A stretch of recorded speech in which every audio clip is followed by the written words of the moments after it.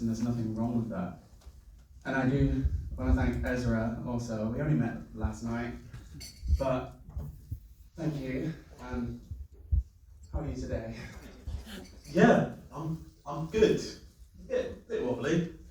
I spent a good amount of last night rereading through the War Policy, and I thought of something a professional I know said, is a professional guy, Mike Liu, and he spoke about how men typically research first. And seeing the fact that the first draft was 2012, I was still being raped when that draft was written. I was researching, I was trying to understand myself, and the first thing I would see, a keyword search of those articles, would be perpetrator. That's how we begin to view ourselves. I don't see myself, for a very, very long time, I wasn't comfortable with the word survivor, I wasn't comfortable with the word victim, because men perpetrate. I tried to come forward at a young age. I went to the doctor's office, and I saw a leaflet of a huge looming man and a cowering woman. And yes, that's wildly the case. But it set in the villain in the head. The villain that was talking in my ear, oh, well, you did it. You did it. Of course you did it. Makes you feel like it was your fault. And I know a lot of women who feel the same way. So we're all here for the same thing today. We all care about men, women, boys, girls. So it should all just be inclusive of that and not alienate men, because you've heard the stories this morning. A lot of the perpetrators were women, mothers, aunts. And when I first went to these groups and I'm hearing these stories, I thought, wow, like imagine that. That, like, my perpetrator was my cousin, a man. Oh, older than me, but still considered a child.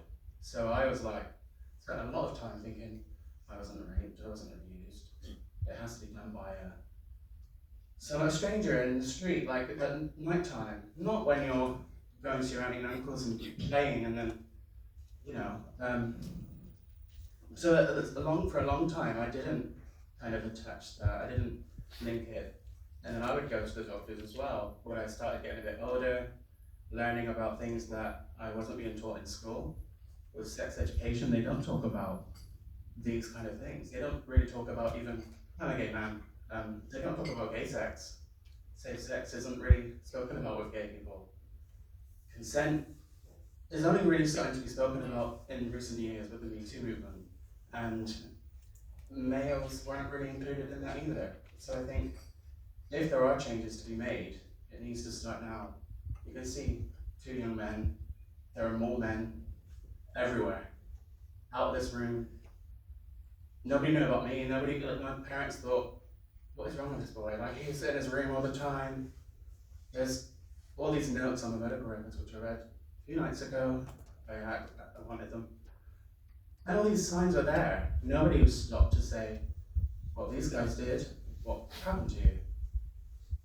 I was just, all these diagnoses of PTSD, bipolar, borderline personality disorder, all these things that I now know are trauma responses.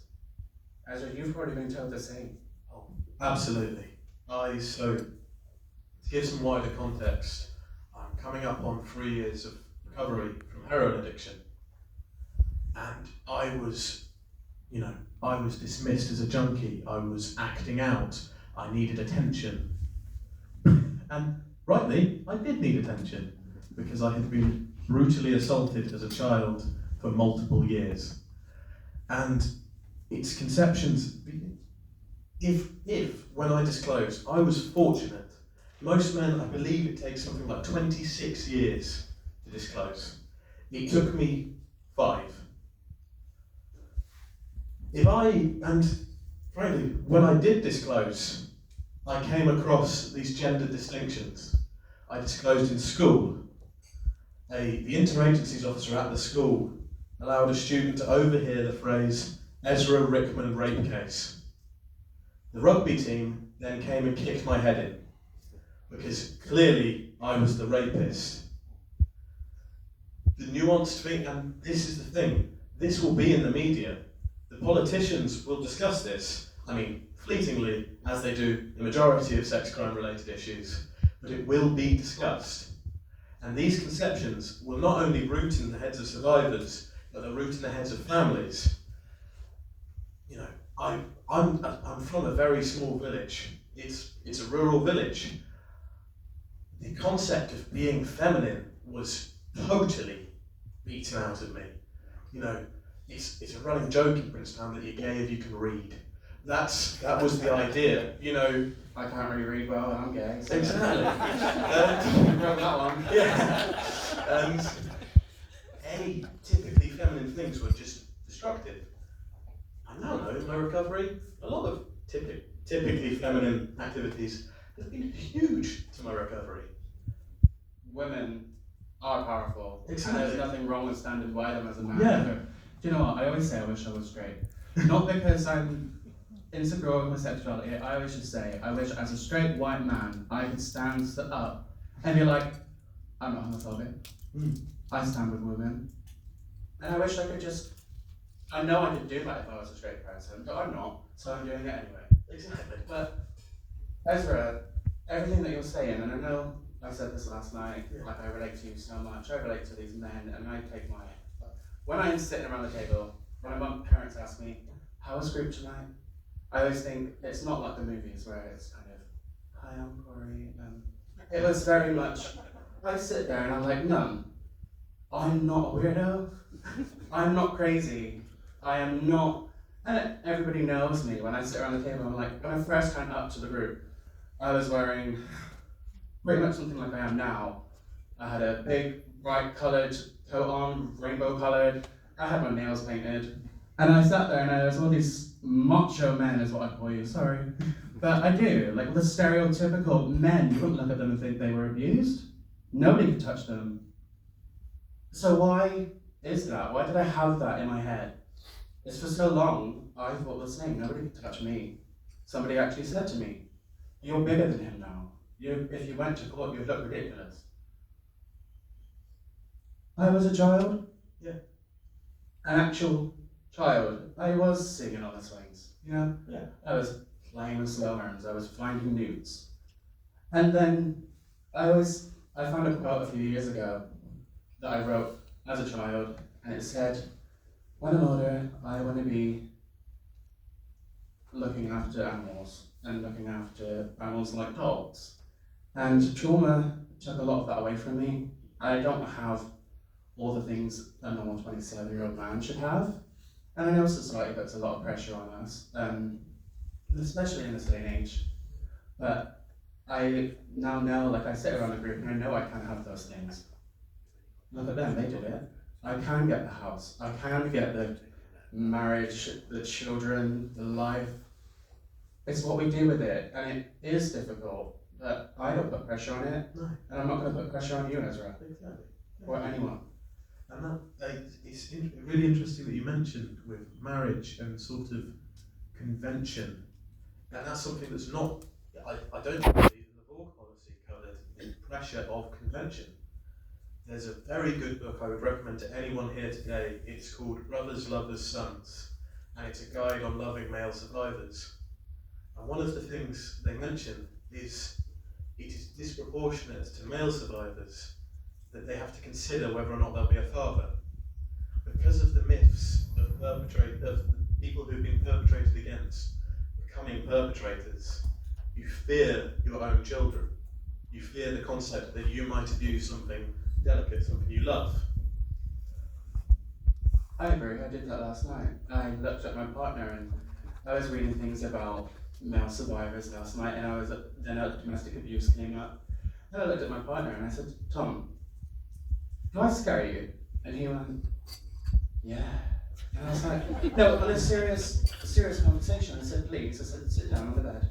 And I said, I know I'm insecure, but all these things, and I was listening, I was like, they're trauma responses. I said, they're not, I said, if you ever felt like and he said, Kori, I'm a strong man, I know I can leave, but I'm here with you to help you through it. Your mind is playing with you.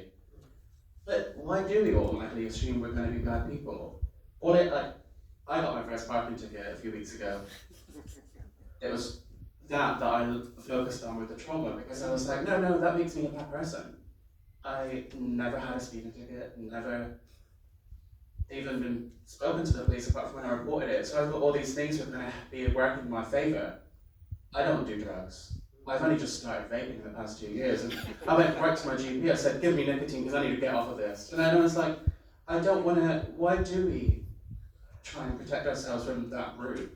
Well, one of the things is, again, like policies like the Vaughan policy, having no provision for male survivors. Only seeing anyone related to yourself as a perpetrator. You search the term man in that policy. There's a lovely little endnote saying, oh, we will make a men and boys policy somewhere down the line. And the majority is being the perpetrator. And I'll cop to it. I was a horrible, violent drug user. I beat the crap out of people. I was aggressive. Not because because I was responding to trauma. It was not something in the inherency of me as a survivor. That was rage coming up in the only way it knew how. That was survival coming up in the only way it knew how. Because you're conditioned to be aggressive. You see yourself only as this peak of masculinity, domination and violence over others. So the way to respond to having been dominated and have violence done to you is to perpetrate in a different way. I may not be raping someone. That aggression, that transgression, is pushed as a way to survive. I get that. I feel like it comes out in other ways. Like, I'm irritable. Like, my partner, I know a lot of people can relate. If there's crumbs on the side, I'm like, Tom, please. He shaved his beard the other day in the shower, and do you know what? You need to get out, you need to leave, because I can't cope with this. Yeah. He's like, oh, rinse it away. I'm like, yeah, but Thomas, you just clearly don't care. And then I saw something online the other day, and it said, these traumas come out in other ways. Yeah. Because you're constantly in fight.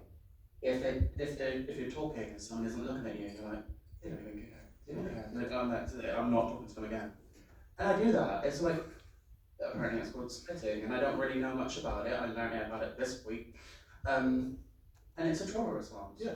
So why is trauma not really spoken about? It's all these kind of labels, and there's something wrong with him. I mean, like you said, he's a drug user. Let's just shut him to the side. Yeah. Pass him through the system. And then there's all these people on the street, suicide. It's one of the biggest things I've seen on the internet for the last couple of years. But did anyone knock on your door? Go check. No one did for me either. So it was just me and my tortoise and my other animals. Yeah. And I still kept that thing that I had from childhood. He didn't take that. The animals love me and I love them. And it's just me and them. And I found you yesterday. Yeah. So now you're going to have to meet them. But you do like animals, don't you? Are you allergic to dogs? That's good. My dogs are poodles, so that's a problem. But we're going to change things, Yeah. whether they listen or not. Exactly. And that's because even just by being sat here, I'm doing something that I could not have done 2 years ago. And this is something that we don't consider in all cases of survival. It took friendship from me. I didn't trust men. I wouldn't be in a room alone with a man. I would rarely ever make eye contact with other men. And how I'm sat talking to you. You held my hand earlier. Yeah, we did. We got each other little wristbands. I can't even fit mine over my hand. Yeah, so it's a little bit big. quite small. But that's the thing. Something like this, it's broken out of you, not just through abuse, but through the society we're in. We're expected to, be tough, and we are. I know we are, but in a very typical sense. And that is one of the big costs of survival. It does take a lot. It does. More than just the crime itself. And I wish the police knew that. Because when I spoke to the police, it was just kind of answer these questions, talk about it in a bit of detail, and then on your way. I was told the perpetrator would be called, would be spoken to that day. So I got home and I was waiting to get the call from the officer and kind of, I was expecting to be told, you know, we've come to see him, we've asked him the questions, this was his reaction, this is what we're going to do. That's what she told me she was going to do. Yeah. 9 days later, she called him. She called him. Yeah. If you committed a crime, if you Yes. murdered somebody, would you get the, you're right, yeah, it's me. Did you do this? You're not going to get that kind of, you're not going to see if they're lying over their telephone. Exactly. And it's the thing is, this is where there's a lot of, with the stigma of it, we're made to feel that we've fallen through the cracks. No. I was advocating for myself the minute I disclosed. I was asking for help. I was pleading for help, and services passed me down the line. It was not, oh no, sorry, we've fallen out of the system. No, I was struggling. We're going to go to like B&Q and get some cement. Because we're not falling through those tracks anymore. Exactly. Alright? Yeah. No, that's why we've got some as well. We've got 5 minutes left. Do you want to just say anything more? No, we're going to open to questions from them. Do the song? Yes. Oh, yes. We do have questions, and we're going to Do questions first? Yeah, we'll do questions now, then we're going to walk off stage because I don't really want to sit here afterwards and just be locked down, okay? So, who's got questions? Do you want to take a mic and we'll shoot? And I'm here from 1 in 6. It's a comment more than a question, and I just want to say that we are taking back the power by telling our stories. So what you guys are doing and what the other survivors in the room are doing is amazing. So don't ever think that you're not doing something that's amazing, because you really are. Thank you. Thank you. Hi, my name is Paul Wyatt. I'm one of the founding members of Operation Motion. I've only just recently met you guys at the group, and just listening to you just now made my heart warm. It was so refreshing to see you both smiling up there, which is a far cry from where you used to be a few years ago. What I found most intriguing about you is you work really well together on the stage. You bounce off each other, you're comical and that. My question is to you, are you going to start up your own podcast, your own YouTube channel? I've wanted to do that for so long, but I hate the sound of my voice listening back to it, so I'm not going to do that. But I can do the editing, that's fine. Yes. you know what, tune your voice like that? We can do that. No. Go for it. Honestly, I wouldn't know how to start. There's been so many male survivors out there who have gained so much from listening to you guys, because you are so refreshing. I think you've really got something there. You need to think about it. It's great. Thank you. Thank you. Thank you so much. I work for the Zone, and we predominantly have a lot of young people through our doors, and we also run a sexual health clinic. I was just going to ask you for your advice on what would be the best way to environment as a practitioner where they would open up to you about these things, because you said it took you 5 years, and perhaps if they'd walked through our doors one day and we had the right practitioner with the right questions, we could have caught it a lot sooner, maybe? I can actively speak to that in regard to the Zone. So I went to sixth form in Plymouth before moving away, and I went to the Zone, and to give all credit, it was the first time I've had anything remotely close to a tender response. Things being overly clinical can totally shut you down. And someone at the Zone noticed that I looked trembly. They noticed I looked a bit scared, so took me to a side room, and they said, we can offer these tests. So I didn't have to give full gory details, because it's tiring, it's re-traumatizing. So to have just essentially someone to look out, if I walk into a place that's going to be raw anyway, any sort of sexual health clinic, if I look like I'm about to cry, getting me out of that lobby is a good way to start. Right, okay, so away from the lobby. I can actually follow that with the Zone in particular. When I'm still young, I know that, but in my head I'm not, I'm like past it. But with the Zone, with my story, it stopped when I was around 16, 17, and when I said it wasn't really much of a conversation about STIs, consent, I thought sex meant HIV, AIDS, So I thought, I've got something. I thought, this is it. How the hell do I tell my mum? One, I've been raped by your nephew. Two, I think I have something. I was a child, that's never going to leave a child's mouth. So every time I saw this I saw the logo, and I was on the bus on the 43, and I'd sit there and I couldn't look at it. I couldn't look at it because I thought to myself, that's where the answer is, and I would look like this on the bus. But I begged my GP, I said, can I please have a screening? But Kori, you're a virgin. Yeah, I know I said I'm a virgin, but just please. My medical records show 2 calls, one in 2011, or 10, I think it was actually, and then again another call where I followed again in 2012, begging. And they said, it's highly unlikely you'd have something because you keep saying you're a virgin. So then I thought to myself, if I say it was an experiment, I didn't lose my virginity consensually until I was 18 years old, to a man I'm still with, turning 9 years next week. So that's a big thing. We can grow and find people that are going to support us. You're not getting away from me now. But there's someone, David Di Lorenzo, I don't know if he's still there, he helped me so much. And maybe if you ask the questions, if people say they want to get a sexual health screening, just do it. And then ask it maybe later, or just, so you don't ask the question to their face. Sometimes nobody wants to admit that. Have a spreadsheet or a little tick box, and if they say consensual or not. Yeah. That, if somebody did that to me, I would have been like, I'm gonna get the help.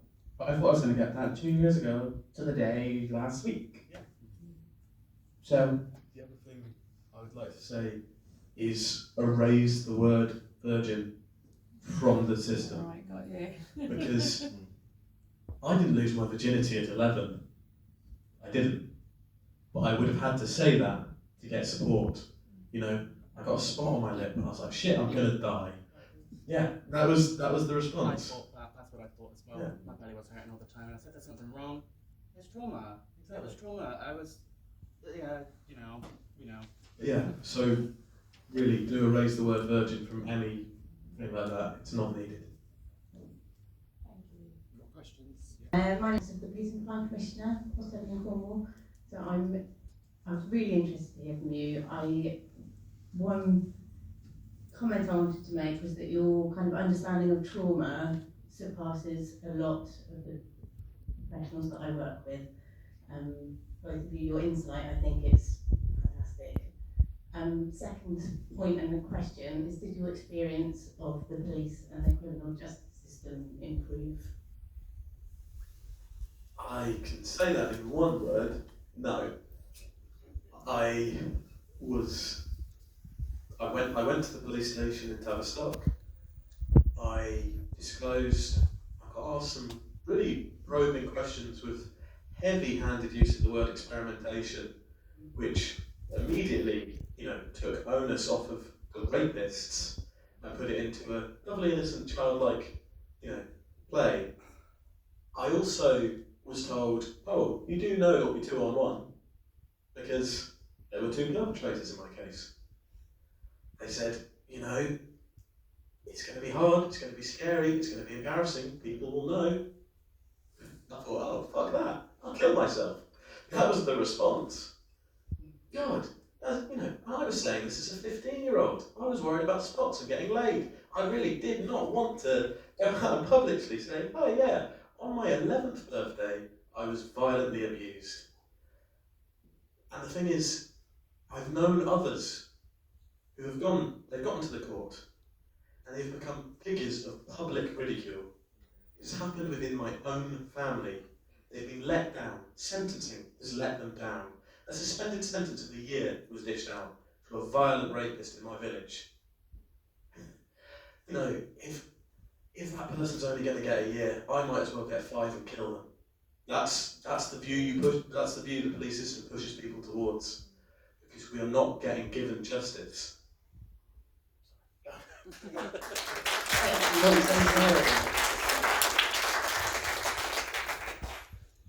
No, they don't have me either. I have been in what we all call the system of as the parcel, the zone. And I'm not discrediting anybody, okay? I am saying thank you because this time last week I didn't think I was going to be here today. So nobody failed me. It's just the changes that we're going to hopefully kick into action today, or have to fight for a bit longer. But we're still here, Ezra. We're going to do that for those who are here also, and for those who are no longer here. But with the police, yeah, like I said, she said she would go and see him right away, because the reason I actually initially kind of told my family in 2016 was because he was expecting his first child. And then I've always struggled with my body, past eating disorders, which my medical records still say I'm there, because I know I still have the traits and I'm still struggling with trauma. I haven't done any of that, like been sick in a few months. Family don't know, partner does. But I feel like reporting actually made things worse for me, because for a long time my family just thought, he's a strong teenager. They used to call me Kevin and Perry, and I was like, what? It was just, but to be fair, with the police, they told me they were gonna go and speak to him that day. And I kept emailing her back and forth, and I still got every single email, every single log of everything. Because I've seen the news. These things just get wiped under the carpet. And I wanted to prove I'm not losing my mind. He can't, who is Kori's baby? He's not going to go against the police. What reason would they really have to silence me? I've never done anything wrong. Everybody knew who he was, regardless of what I've told them.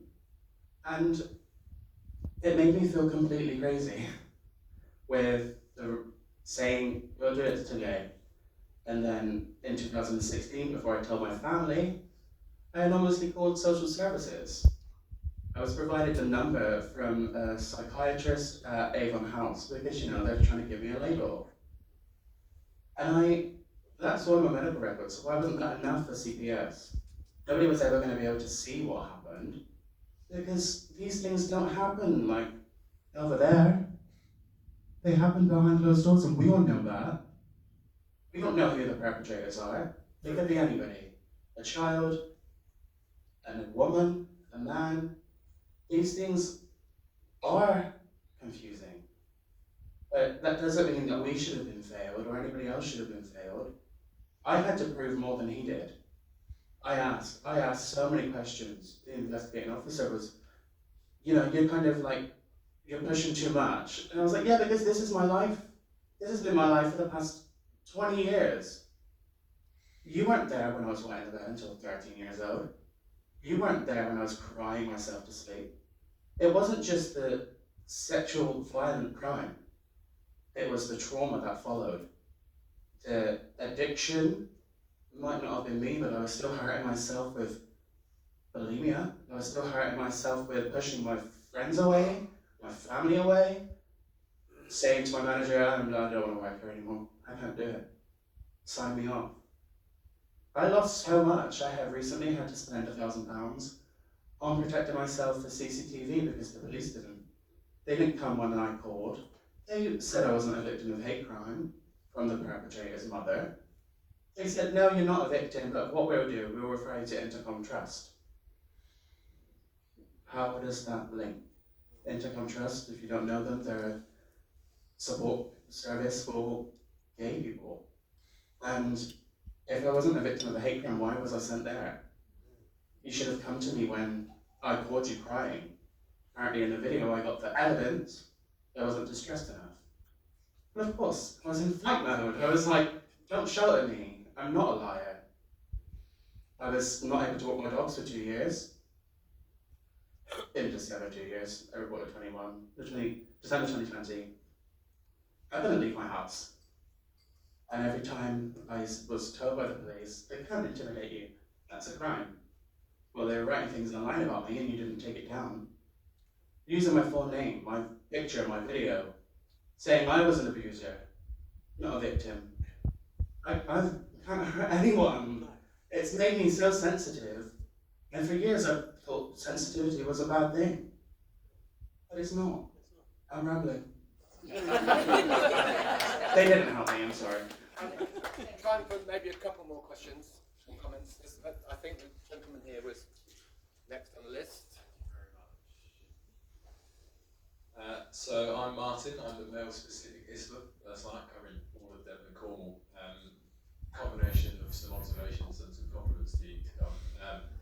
So first thing, you're both really, really charismatic, which makes you really impactful. And you both also mentioned that sex education, and the lack of it in this country, let's be honest, there is absolutely none of meaningful sex education, had a role in your kind of understanding of what happened.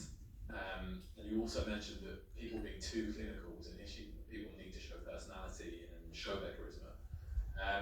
So the question is really, do you think that if sex education involved, rather than just pretending that sex is always consensual and it's always exactly as you planned it and it only happens with people that you love, this country would be better off inviting people like yourselves in to talk to children about the realities of what could go wrong, as opposed to telling them this is how it goes right?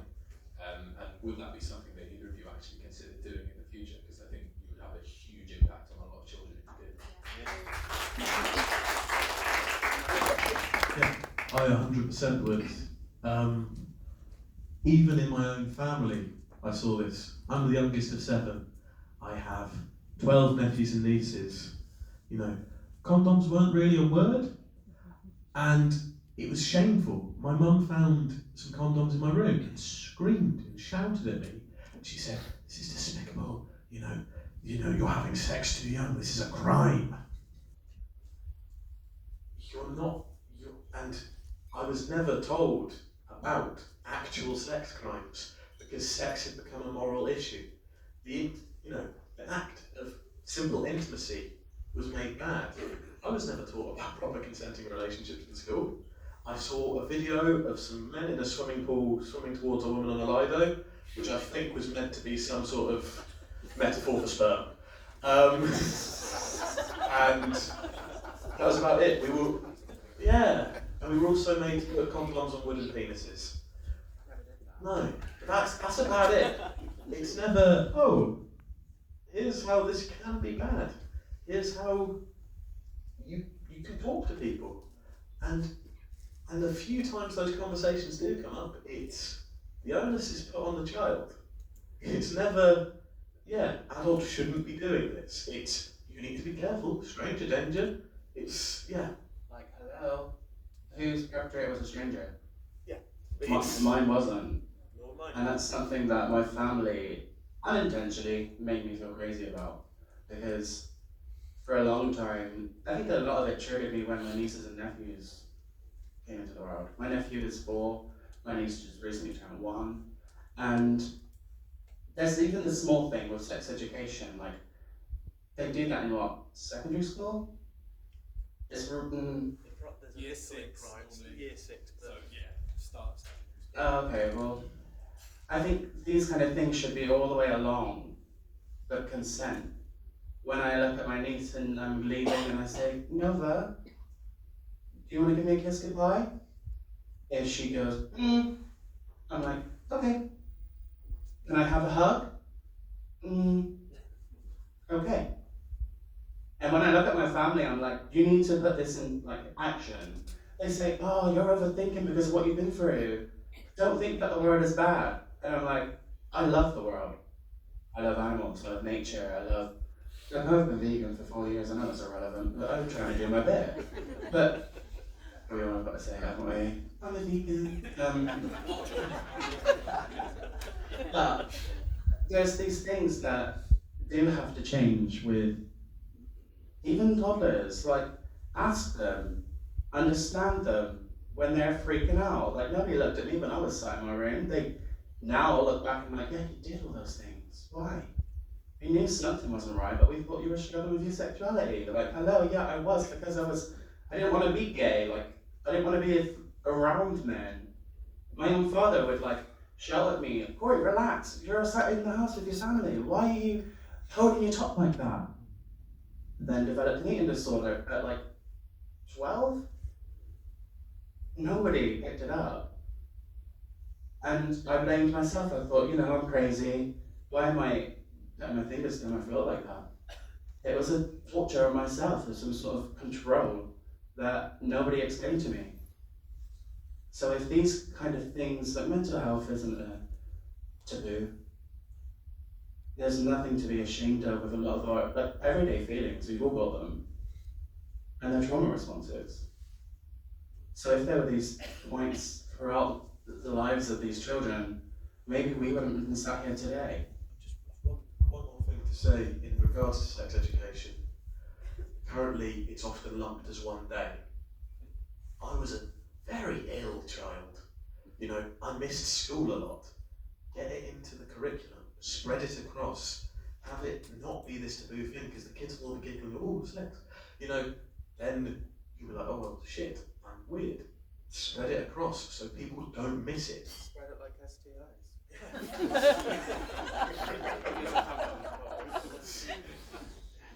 Thank you so much. Do you